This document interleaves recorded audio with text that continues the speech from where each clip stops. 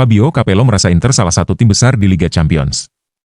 Fabio Capello merasa sekarang Inter adalah salah satu tim besar di Liga Champions saat para pemain inti mereka bermain. Pelatih legendaris ini memberikan pendapatnya tentang penampilan Nerazzurri melawan Young Boys dalam surat kabar Gazzetta dello Sport. Dengan para pemain inti di lapangan, ceritanya langsung berbeda. Ketika Inzaghi memasukkan Marcus Thuram, Lautaro Martinez, Federico Di Marco, dan Alessandro Bastoni, Inter melakukan apa yang dilakukan tim-tim besar di Eropa lakukan. Mereka memenangkan bola dengan cepat. Mereka maju dengan cepat dan bermain vertikal dengan 5 pemain, kemudian mereka menang. Dari segi kualitas pemain dan mentalitas, mereka jelas lebih unggul dari tim Italia lainnya. Ini akan menjadi modal yang bagus melawan Arsenal. Terutama karena tim Arteta kurang agresif dibandingkan beberapa tim Inggris lainnya. Dan Inter sangat layak untuk diunggulkan menang melawan Arsenal.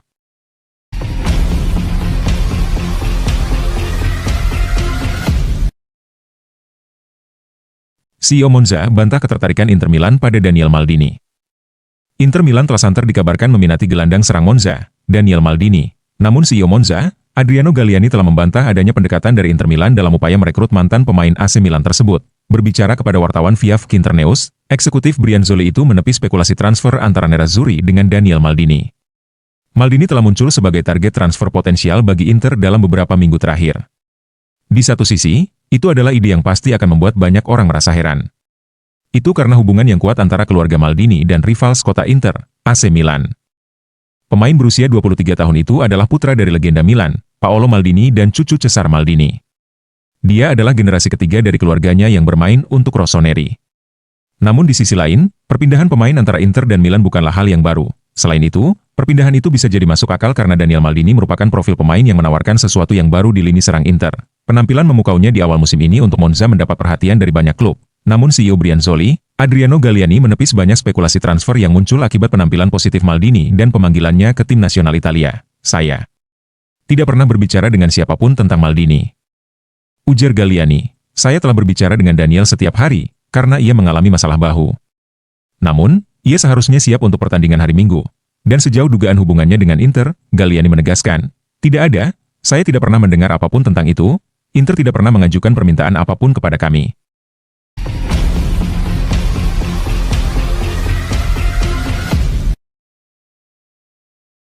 Pemilik Inter Milan, Oaktree Capital merencanakan perombakan jajaran eksekutif. Oaktree Capital dikabarkan berencana melakukan perombakan jajaran eksekutif Inter Milan, dengan CEO korporat klub, Alessandro Antonello bakal diganti. Hal ini menurut media asal Turin, Tuttosport, seperti dilansir Internews. Oaktree telah memimpin Inter selama hampir 6 bulan sejak mengambil alih kepemilikan Nerazzurri dari Suning pada bulan Mei lalu. Saat ini ada 2 masalah utama yang dihadapi Oaktree, yakni situasi stadion dan penyelidikan terhadap kasus keterlibatan Ultras Inter dengan mafia. Oleh karena itu, Oaktree telah memutuskan untuk mengambil tindakan, termasuk mengganti beberapa tokoh penting. Perubahan paling menonjol yang akan terjadi di bawah Oaktree adalah pergantian CEO Corporate Inter, Antonello. Eksekutif berpengalaman tersebut telah menjabat di Inter sejak 2017. Antonello telah menjadi arsitek strategi komersial Inter selama kurun waktu tersebut. Pria berusia 59 tahun tersebut juga telah memimpin upaya Nerazzurri untuk membangun stadion baru. Dalam beberapa minggu terakhir, Antonello telah dikaitkan dengan kepindahannya ke Roma untuk menjadi CEO baru Giallorossi. Antonello dikatakan tidak akan bertahan lama dalam jabatannya di Inter. Selain itu, Oaktree sebenarnya tidak sepenuhnya senang dengan kinerja Antonello, situasi stadion yang berlarut. Larut tanpa henti telah membuat pemilik Inter khawatir. Dan kemudian ada masalah hukum yang melibatkan Ultras Inter, Curva Nord. Itu telah berlangsung selama hampir sebulan. Dari sudut pandang Oaktree, skandal Ultras telah mempermalukan Inter dan merusak reputasi serta merek klub. Mark van Huxlot selaku kepala operasional telah mengundurkan diri. Kemudian, Antonello beserta kepala pemasaran, Luca Danovaro juga akan menyusul. Begitu pula Matteo Pedinotti dari Departemen Komunikasi. Menurut Tuttosport, prioritas Oaktree adalah untuk memperketat strategi komunikasi setelah skandal Ultras terungkap.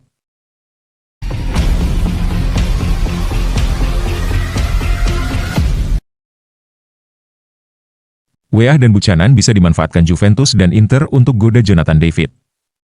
Surat kabar Tuttosport melaporkan bahwa pemain tim nasional Amerika Serikat Timothy Weah telah berbicara dengan Jonathan David tentang kemungkinan kepindahannya ke Juventus sebagai agen bebas transfer musim panas mendatang. Juventus mungkin memiliki senjata rahasia dalam perlombaan untuk merekrut pemain Joe David. Pemain berusia 24 tahun itu tidak akan menandatangani perpanjangan kontrak dengan klubnya, Lille, jadi ia akan tersedia dengan status bebas transfer pada bulan Juni. Bukan rahasia lagi bahwa Direktur Juventus Cristiano Giuntoli adalah pengagum lama striker Kanada tersebut. Menurut sumber ini, mantan rekan setim David di Lille, Weah, dapat membantu Bianconeri mengamankan tanda tangan sang striker tersebut. Namun, redaksi fans Nerazzurri percaya jika Weah yang hanya sebagai rekan satu tim selama 3 tahun diakini bisa menggoda Joe David, maka lebih mungkin Tajon Buchanan yang bisa meyakinkan sang penyerang untuk bergabung Inter karena memiliki kedekatan sejak usia muda di Kanada.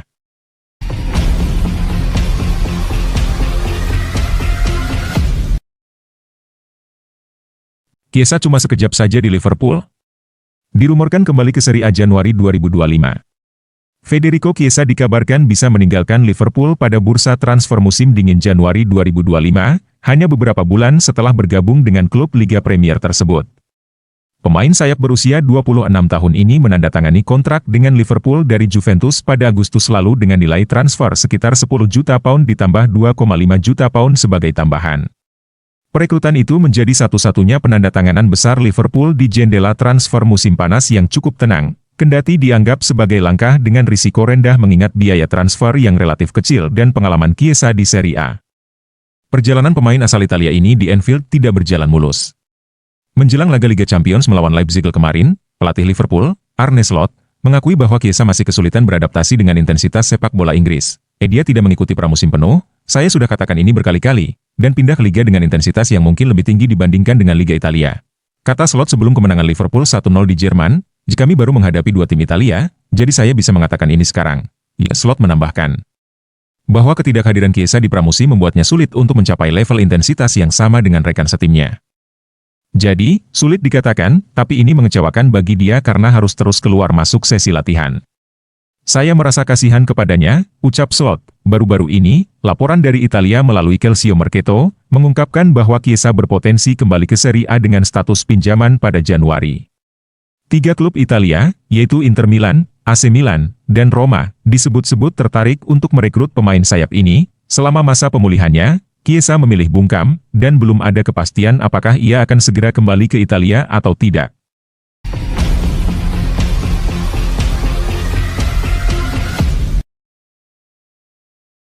Antonio Conte jelaskan alasan Napoli jarang lakukan rotasi.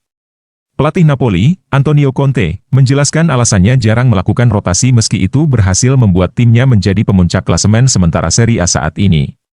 Partenopei mengalami musim yang buruk pada musim lalu, dengan hanya mampu finish ke-10 di Serie A setelah dipimpin oleh 3 pelatih berbeda, yaitu Rudi Garcia, Walter Mazzarri, dan Francesco Calzona. Pada musim panas lalu, Presiden Aurelio De Laurentiis memilih untuk berinvestasi besar dengan mendatangkan Antonio Conte. Napoli juga melakukan perombakan skuad besar-besaran pada bursa transfer musim panas lalu, dengan sejumlah pemain bintang didatangkan, termasuk Romelu Lukaku dan Alessandro Buongiorno. Hasilnya, Partenopei kini memuncaki klasemen sementara Serie A dengan catatan 19 poin dari 8 laga. Namun, Conte jarang melakukan rotasi pemain dalam starting line-up-nya. Kendati demikian, ex-pelatih Juventus itu membantah bahwa ada dikotomi antara starter dan pelapis di timnya, karena semua pemainnya adalah starter baginya. Saya tidak berbicara tentang perubahan, mereka semua adalah starter bagi saya, kata Conte dalam konferensi pers jelang hadapi Lecce, dilansir dari Football Italia. Saya membuat keputusan berdasarkan apa yang telah saya lihat, mungkin hal-hal tertentu tidak selalu dilihat oleh orang lain, meskipun kalian sepertinya tahu 85% dari apa yang sedang terjadi. Tambahnya, saya mencoba menempatkan tim terbaik dalam formasi yang saya pikir terbaik. Itu adalah pertandingan penting melawan Lecce, jika kami ingin meraih hasil yang bagus lagi besok. Saya masih harus menentukan keputusan akhir dan menyusun starting line-up saya, tandasnya.